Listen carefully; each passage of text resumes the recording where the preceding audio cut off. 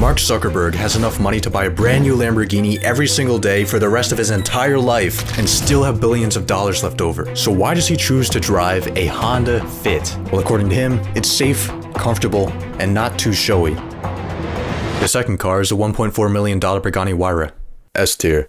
Ken Griffin, founder of the sexiest hedge fund of all time, Citadel, once spent $200 million on this interesting assortment of paint. Given Kenneth's track record of buying things that are overpriced thanks to sentimental value, you might think that he drives a Mark IV Supra, or maybe an old BMW. No, my boy Kenneth drives an almighty LaFerrari. This is a LaFerrari. With its rousing curves. On the driver's door, you can see there are 3 circular buttons. Ironic V12 engine. Next up, I want to move on to the door panel. And salacious quarter-mile time of 9.7 seconds. There's no storage pocket in the door panel. The LaFerrari is an absolute beast.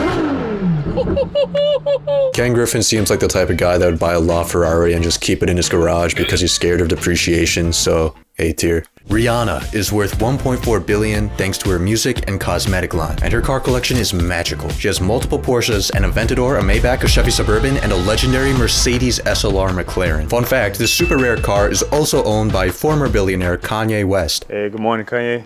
Shut the fuck up. Solid A tier. Michael Bloomberg drives a Chevy Suburban. Jack Ma, former CEO of Alibaba, drives a Chevy Blazer that he bought from Alibaba. The richest rapper of all time, Jay-Z, has a godlike automotive collection, but his coolest car has to be his $8 million Maybach Accelero, a one-of-a-kind high-performance vehicle that was originally built to test the limits of Fulda's Accelero tire model.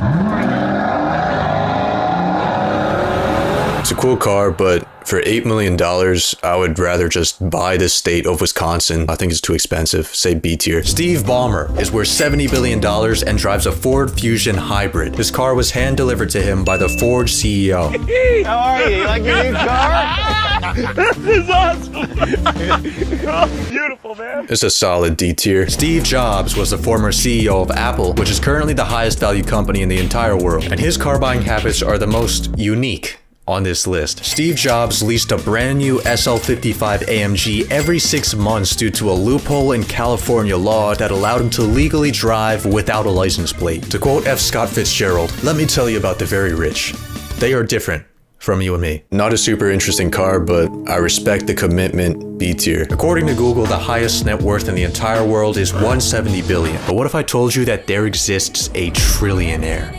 I had 100 million by the time I was 31, 32. Fuck. And then I became a trillionaire quite recently. Trillionaire meaning 1,000 billion. Correct. Andrew Tate, the top G, takes great pride in his collection of properties, firearms, and last but not least, supercars, with his most infamous ride undoubtedly being his Bugatti Chiron. Costing $3 million, only 500 Chirons were produced, making top G the owner of a truly special vehicle. What color's your Bugatti? What color's your Bugatti? My positioning of Andrew Tate's Bugatti Chiron on this tier list is not indicative of my opinions on his worldviews and previous actions. I just don't believe a big showy lifestyle is appropriate. Sam Walton, the founder of Walmart, believed in frugality. In 1979, Sam bought a Ford F-150, which is currently on display in the Walmart Museum. Touching the truck's handle is rumored to bestow upon you the gift of frugality. There's some decent lore behind this truck, so I'd say B tier. Larry Page is the co-founder of Google. He once said, "If you're not doing some things that are crazy, then you're doing the wrong things." This is a quote that he lives by, as having an $86 billion net worth and choosing to drive a Toyota Prius is indeed crazy. D tier. Kim Kardashian has a $3.8 million car collection. For Christmas in 2020, her former husband Kanye West bought her 5 Maybachs. I'm on the Maybach. Y'all got the Maybach? I'm on the Maybach. Kim calls her Maybach S580 her favorite baby ever.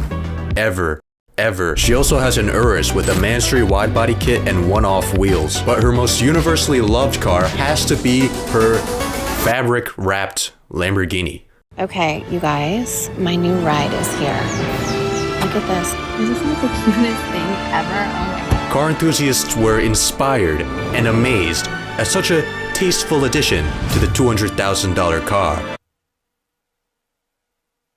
Sam Bankman-Fried was the founder of FTX, the infamous crypto exchange that went absolutely bankrupt, and is the only person on this list who has become a millionaire twice. But let's focus on this version of Sam, when his net worth was 26 billion. He famously drove a Toyota Corolla, and everyone marveled at his humbleness and altruism. You trust the guy more when you see the car he drives. He's brilliant, and I trust him, and I like him. He doesn't even have window tints. The guy you see next to me is the most generous billionaire. Everyone except for the top G. When I know people with lots of money and they sit there and they want to drive an old Toyota Corolla, these people are always fucking weirdos. What color is your SEC violation? The Toyota Corolla is actually pretty decent, I'd say C tier. Despite his $100 billion net worth, Warren Buffett is a very frugal young man. Buffett even eats McDonald's on a daily basis. If the market is down, he'll have just 2 sausage patties. If the market's flat, sausage McMuffin. If the market's up, bacon, egg, and cheese biscuit. After hearing about his quirky eating habits, I was a bit disappointed to find that Warren Buffett drives the most boring, mediocre rich person car I've ever seen in my entire life. A Cadillac XTS. It's a very uninteresting car, but Warren Buffett is a legend, so B tier.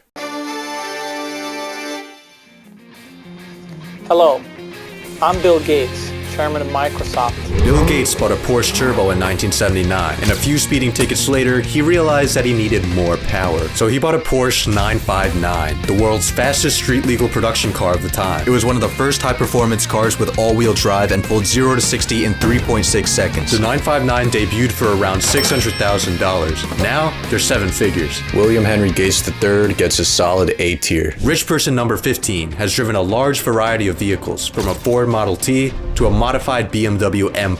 But his most iconic ride was undoubtedly his $1 million ultra-rare McLaren F1. There are 62 McLarens in the world, and I will own one of them. Emphasis on the word was. One day, Elon was driving to an investor meeting for his little tech company PayPal. His co-founder, Peter Thiel, was in one of the passenger seats. While they were driving along the open Californian roads, Peter turned to Elon and said, "I'd like to see what this car can do." Then, in an act of ultimate badassery, Elon turned to Peter, said, "Watch this," and crashed into an embankment. This F1 is an amazing car and it has some extensive lore, so I'd say S tier.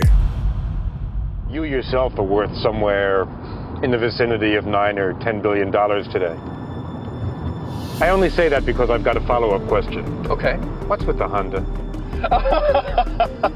This is a perfectly good car. This clip made me love Jeff even without having met him. This just proves that materialistic things aren't necessarily needed to obtain happiness. It's nice to see billionaires that want to be normal people. You don't need a fancy house or a nice car.